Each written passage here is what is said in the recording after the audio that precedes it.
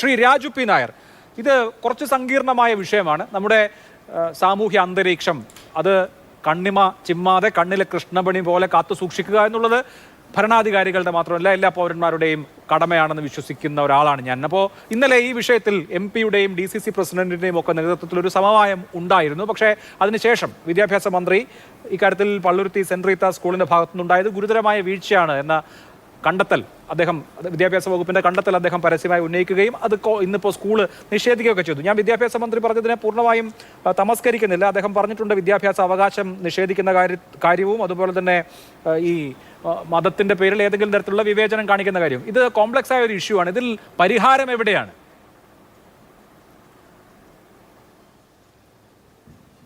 അല്ല, ഇതിൽ ഒന്ന് ഞാൻ ആദ്യമായിട്ട് ആ കുടുംബത്തെയും ആ കുട്ടിയെയും അതിൻ്റെ കുട്ടിയുടെ അച്ഛനെയും ഞാൻ അഭിനന്ദിക്കാൻ ആഗ്രഹിക്കുകയാണ്. കാരണം വലിയ രീതിയിൽ വർഗീയ ധ്രുവീകരണത്തിന് ഉപയോഗിക്കാൻ കഴിയുന്ന ഒന്നിനെ അദ്ദേഹത്തിൻ്റെ വാക്കുകൾ കൊണ്ട്, അദ്ദേഹത്തിൻ്റെ ക്ഷമ കൊണ്ട്, അദ്ദേഹത്തിൻ്റെ എല്ലാത്തിനെയും ഉൾക്കൊള്ളുക എന്നുള്ള ആത്യന്തികമായ മനുഷ്യത്വം കൊണ്ട് അദ്ദേഹം നിർവീര്യമാക്കി എന്നുള്ളത് തന്നെയാണ്. നമ്മളിപ്പോൾ ഇന്ന് സംസാരിക്കുന്നുണ്ടെങ്കിൽ പോലും ഈ വിഷയം ഇന്നിപ്പോൾ ഇത്തരത്തിൽ ചർച്ച ചെയ്യാൻ സാധിക്കുന്നത് ആ അച്ഛൻ്റെ ഒരു നിലപാട് കൊണ്ടാണ്. അതല്ലെങ്കിൽ ഇതിനെല്ലാം മറ്റ് തലത്തിൽ സംസാരിക്കേണ്ട സാഹചര്യം ഉണ്ടാകും. അതുകൊണ്ട് ഞാൻ ആദ്യമായിട്ട് ആ പിതാവിനെയും ആ കുട്ടിയെയും ഞാൻ അഭിനന്ദിക്കുകയാണ്. അവരോടുള്ള ബഹുമാനം ഞാൻ പങ്കുവെക്കുകയാണ്. അദ്ദേഹം കാണിക്കുന്ന ആ ഒരു അടിസ്ഥാനപരമായ സാമൂഹിക ഉത്തരവാദിത്വവും എല്ലാത്തിനെയും ഉൾക്കൊള്ളുക, എതിർപ്പുകളെയും ഉൾക്കൊള്ളുക എന്നുള്ള ജനാധിപത്യ ബോധവും നമ്മുടെ സ്ഥാപനങ്ങൾ കൂടി കാണിച്ചാൽ ഈ പ്രശ്നം ഉണ്ടാവില്ലായിരുന്നു. നമ്മളെ സംബന്ധിച്ചോളം ഭരണഘടനയാണ് ആത്യന്തികമായി ഉള്ളത്. ഏതൊരു വിദ്യാഭ്യാസ സ്ഥാപനത്തിനും അവരുടേതായ മോഡൽ കോഡും ഡ്രസ് കോഡൊക്കെ ഉണ്ടാവാം. പക്ഷേ ഡ്രസ് കോഡെല്ലാം അവിടെ നിൽക്കുമ്പോൾ തന്നെ ഭരണഘടന നൽകുന്ന ഒരു ആത്യന്തിക അവർക്ക് കൊടുക്കുന്ന അവകാശങ്ങളുണ്ട്. ആ അവകാശങ്ങൾ ഒരു കാരണവശാലും നിഷേധിക്കുന്നത് ശരിയല്ല, നിഷേധിക്കാൻ അനുവദിക്കാൻ കഴിയില്ല. ഹിജാബ് എന്ന് പറയുന്നത് അവർക്ക് ഉപയോഗിക്കുന്നത് ഒരുപക്ഷെ ആ മോഡൽ കോഡ് അവരുടെ കോഡ് ഓഫ് ഡ്രസ് കോഡിൽ അതിനൊരു പ്രത്യേക നിറം വേണമെങ്കിൽ പറയാം. പക്ഷേ ഹിജാബ് ധരിക്കാൻ കഴിയില്ല എന്നുള്ളൊരു നിലപാട് കോൺഗ്രസിനെ സംബന്ധിച്ചോളം അംഗീകരിക്കാൻ കഴിയുന്ന ഒരു നിലപാടല്ല. ഞാൻ പഠിച്ചത് ഒരു ആംഗ്ലോ ഇന്ത്യൻ സ്കൂളിലാണ്.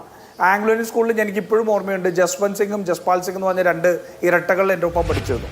അവർ വന്നിരുന്നതെല്ലാം അവരുടെ തലയിൽ അന്ന് ഈ ഒരു ബോൾ പോലെ കെട്ടുകയാണ് അവരുടെ ഒരു രീതി. ആദ്യം ഒരു വലിയ ഇതിന് വരുന്നതിന് മറ്റേ ഇത് ധരിക്കുന്നതിന് വരും. അത്തരത്തിലെല്ലാം ഇത് ചെയ്തിട്ടാണ്. നമ്മൾ മതേതരത്വം എന്ന് പറയുന്നത് നമ്മൾ എന്തിനെങ്കിലുമൊക്കെ ഒഴിവാക്കിക്കൊണ്ടുള്ള മതേതരത്വം അല്ലാതുള്ള ആദ്യം ഇതിനകത്ത് ഭാഗമായിട്ടുള്ള എല്ലാവരും ചിന്തിക്കണം. നമ്മളുടെ മതേതരത്വം എന്ന് പറഞ്ഞാൽ മതനിരാസമല്ല, എല്ലാത്തിനെയും ഉൾക്കൊള്ളുന്നതാണ്. എൻ്റെ വഴിക്ക് കാര്യം മാത്രമേ ഞാൻ മറ്റൊരാളെ കാണാൻ സാധിക്കൂ എന്നുള്ളത് ചിന്ത മാറി അവനെയും കൂടി ഉൾക്കൊള്ളുന്നതാണ് ഞാൻ എന്നുള്ളത് മനസ്സിലാക്കി കഴിഞ്ഞാൽ ഈ പ്രശ്നം ഉണ്ടാവില്ല. ഇവിടെ ദൗർഭാഗ്യവശാൽ ഇപ്പോൾ സംഭവിച്ചുകൊണ്ടിരിക്കുന്നത് കഴിഞ്ഞ കുറേ നാളുകളായി സംഘപരിവാർ ഉയർത്തിവിട്ടിരിക്കുന്ന ഒരു വിഭജനത്തിൻ്റെ ഒരു രാഷ്ട്രീയം അല്ലെങ്കിൽ മതനിരപേക്ഷത എന്ന് പറയുന്നത് ഈ മതം എന്ന് പറയുന്നത് ഒന്നിലേക്ക് മാത്രം ഒതുങ്ങുക എന്നുള്ള രാഷ്ട്രീയം നമ്മുടെ പല ആൾക്കാരിലേക്കും അറിയാതെ കടന്നുകൂടി പോകുന്നുണ്ടെന്നുള്ളതാണ് ഇതിൻ്റെ പ്രശ്നം. ഒരു ക്രിസ്ത്യൻ ഇൻസ്റ്റിറ്റ്യൂഷനും മറ്റൊരു വിദ്യാഭ്യാസ സ്ഥാപനവും ഒരു 10 വർഷത്തിന് മുമ്പ് ഇത്തരത്തിലുള്ള പ്രശ്നങ്ങൾ ഉണ്ടായിരുന്നില്ല. അവിടെ എല്ലാം സ്വാതന്ത്ര്യത്തോടുകൂടി അവർക്കത് ചെയ്യാൻ സാധിക്കുമായിരുന്നു.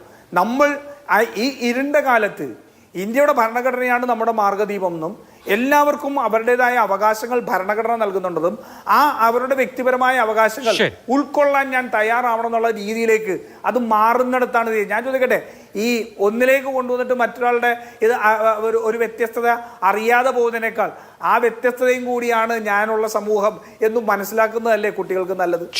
അതുകൂടിയാണ് എൻ്റെ സമൂഹം എന്ന് മനസ്സിലാക്കുന്നതല്ലേ നല്ലത്? അതുകൊണ്ട് കുട്ടികളിൽ ഉൾപ്പെടെ ഇത്തരത്തിലുള്ള വിഭജന ചിന്തകൾ ഉണ്ടാക്കാൻ മാത്രമേ ഇത് സഹായിക്കുള്ളൂ. കോൺഗ്രസിനെ സംബന്ധിച്ചോളം നിലപാട് ഭരണഘടന നൽകുന്ന അവകാശങ്ങൾ അത് വിദ്യാഭ്യാസ സ്ഥാപനങ്ങൾ ഉൾപ്പെടെ കുട്ടികൾക്കുണ്ട്. അതൊരു മിനിമൽ റെസ്ട്രിക്ഷൻസ്, അതിന് ഒരു ഇതായിട്ടുള്ള റെസ്ട്രിക്ഷൻസ് നടത്താം. പക്ഷേ അതിനെ മുഴുവനായിട്ട് അവഗണിക്കുന്ന രീതിയിലേക്ക് അല്ലെങ്കിൽ ഒഴിവാക്കുന്ന രീതിയിലേക്ക് പോകുന്നത് ഭരണഘടനാപരമായ ആശാസ്യമല്ല.